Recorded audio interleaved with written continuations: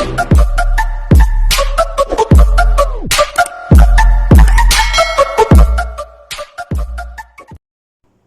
morning mga friendship! Good morning!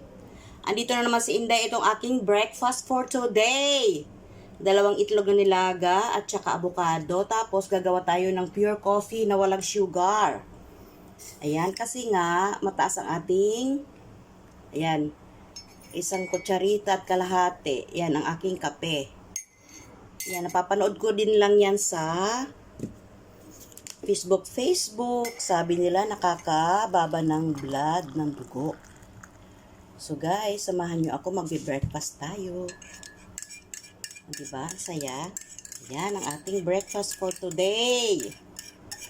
Big love shout out to all sa mga dumidikit sa akin. Maraming salamat kahit medyo hindi ako nagiging active lately kasi busy. Alam nyo naman ang katulong, helper, charot. So guys, kain tayo ng almusal. Ayun ang aking almusal for today. Let's eat! So guys, ito na si Inday uli, ang ating breakfast coffee. Pure coffee na walang asukal na mapait at saka avocado and 2 itlog. So dito muna tayo sa itlog. Kasi nung nakaraan, ako ay nag-BP. Mataas talaga ang BP ko. So yun, kailangan natin mag-less ng kinakain. Hindi porket dito sa amo ko maraming pagkain, kailan ng kain. Di ba? Hindi naman mabuti sa kalusugan natin. Kain tayo.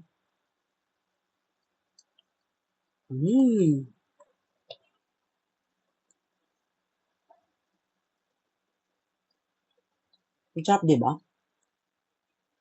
Masarap.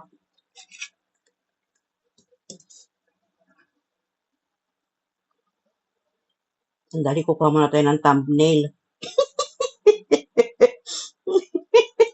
Ano ba yan? Wala pang thumbnail. Yung thumbnail natin. Ating ano.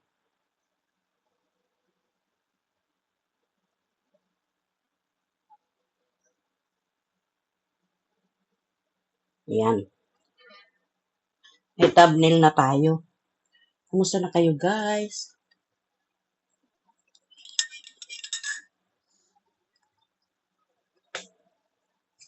Yung ating avocado, ayan. Yan siya. Di ba ganyan naman talagang avocado? Parang ano. Ayoko naman din gumawa ng maglagay ng asukal. Ayoko din maglagay ng kahit anong pampalasa dito sa avocado. Gusto ko talagang malasahan ang lasa niya, lasang avocado. Di ba? Masarap. Masarap siya.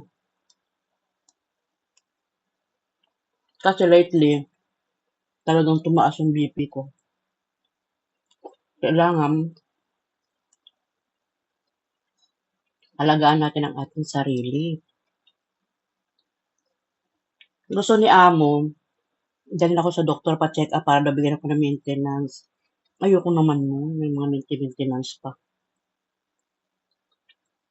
Mag-pray na lang tayo na pwedeng makuha sa ganitong pagkain, yung hindi naman matataba.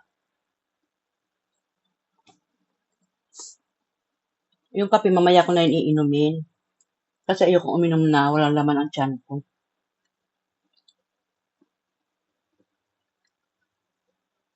Nag-ano na nga ako, yung tawag nito, nag-detox yun sa talampakan. Nag-detox na nga ako sa talampakan, nilalagay sa gabi bago matulog. May dinidikit ka na pad doon. Tapos kinabukasan ng umaga, titignan mo yung talampakan mo, nandoon lahat yung mga toxic sa loob ng katawan mo, lumalabas kulay itim. Pero so far, okay naman. Kasi matanda na tayo. Siyempre, kailangan alagaan ang sarili. Tapos, malayo pa ako. Di ba, dito ako nangangatulong. Tingnan yung background natin. Sampayan, washing machine doon, kusina, yun, mga kawali. Yun talaga pagkatulong. Hindi tayo makapag-video ng maayos doon sa loob kasi hindi nga pwede. Kasi privacy ng amo yun. Diba guys?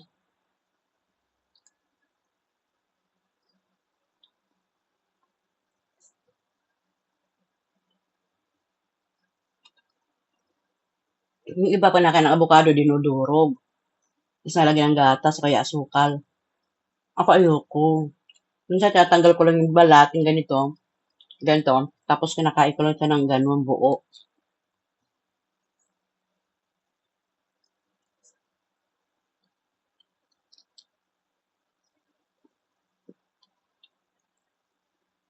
Alam niyo sa pagwa-whiting, tiyagaan lang talaga. Masipag ka mag-upload, magawa-gawa ng video, kahit naman hindi mag-viral kung marami kang viewers, marami kang kaibigan sa Facebook, nadami din naman ang views. Tapos ngayon, di ba, update-update naman ni Lolo, ni Mita, Mita? Ni YouTube, Mita, ni YouTube. Update-update, madali na makakuha ng $100. Di ba? Dito sa Hong Kong, ang sahod ko, hindi naman nagagaling sa Amerika. Nanggagaling sa Ireland. Di ba? Sa Ireland. Doon ang gagaling. Pero US dollar siya. Kaya nga malaking bagay yung, alam nyo, yung, malaking bagay yung pabarya-barya. Kaya huwag natin babaliwalain niya. Kaya nga, believe ako sa mga masisipag mag-video, sa masisipag mag-upload. Kasi, sa totoo lang, kahit pa paano doon tayo kakaroon ng barya-barya. Di ba? Lalo na doon sa mga nakafocus na talaga sa pagwa-YT. Di ba may nakapokus sa pagwa-YT? Yung talagang pagising sa umaga, computer na kaagad, pagising ka sa umaga, cellphone na kaagad, pagising sa umaga, nakatutok na kaagad. Yun ang maganda. Iba kasi ako naman, di ko naman pinapriority masyado ito. Kung may pagkakataon lang ako mag-video, nag-video talaga ako kasi inuuna ko yung alaga ko. Ang alaga ko ay matanda, alagain na. Alagain na siya, bedridden. Bedridden siya. Siyempre, tuwi-tuwi natatawagin niya ako. Ganito, ganyan, di ba? Utos ng ganito, utos ng ganon. So, yun. Ubos na yung kabilang, ano, tikman natin ang ating kape. Mapait. Mapait lang to.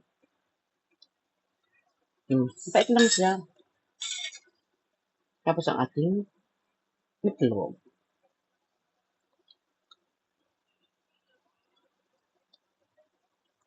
So, yun guys.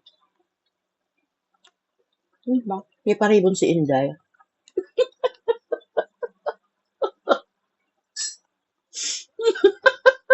Paribon.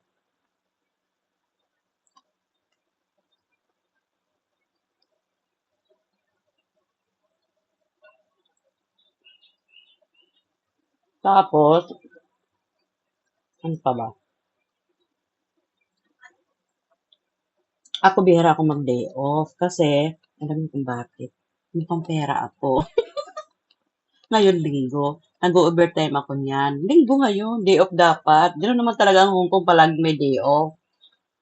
Once a week dapat may day off ka. Pero pa yung mga iba-iba, yung mga statutory holiday, pero pa yun. Ako kasi, since na binabayaran naman ako ng amo ko, o di, babayad na lang ako. Total, kahit mahirap ang trabaho ko kasi, mahirap naman talaga mag-alaga ng matanda. Di ba parang caregiver? Hindi naman caregiver, parang. Pero, ganun na rin. Kaya lang naman hindi ano siya, kasi nga all around me. Nagluluto pa ako, naglilinis, mamalengke. Hindi caregiver. Ang caregiver lang talaga yun. Di ba mga best friend?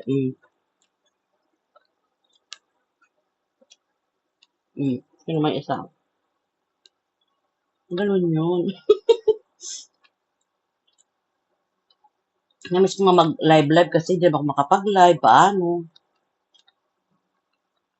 Makipagkwentuhan, namiss ko.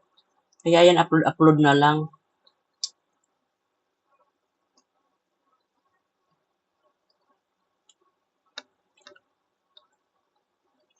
Tapos, bibili ako ng pipino.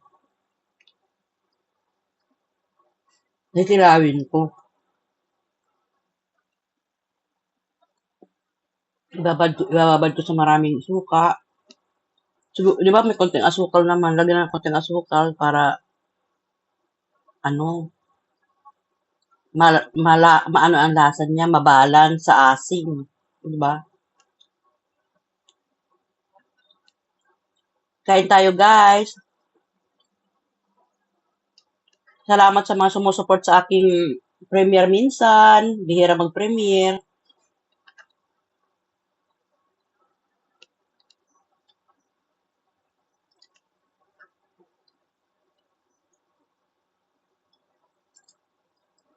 Ay,